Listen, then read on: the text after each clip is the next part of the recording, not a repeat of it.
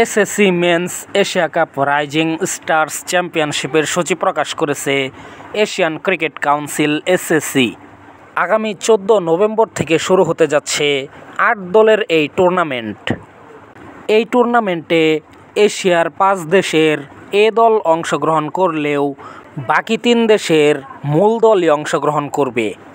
যে 5টি দেশের এ দল অংশগ্রহণ করবে তারা হলো বাংলাদেশ, পাকিস্তান, শ্রীলঙ্কা, ইন্ডিয়া ও আফগানিস্তান। আর যে 3 দেশের মূল দল অংশগ্রহণ করবে তারা হলো সংযুক্ত আরব আমিরাত, ওমান ও হংকং।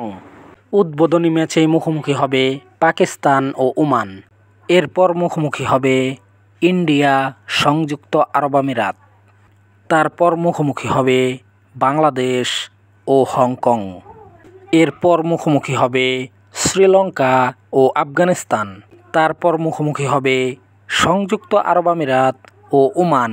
এরপর হাই ভোল্টেজ ম্যাচে মুখোমুখি হবে ইন্ডিয়া ও পাকিস্তান।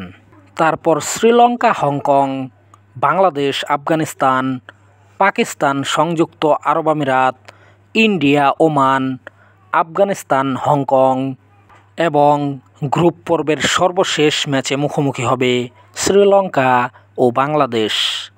এরপর প্রথম সেমিফাইনাল অনুষ্ঠিত হবে 21 নভেম্বর বিকেল 3টা 30 মিনিটে।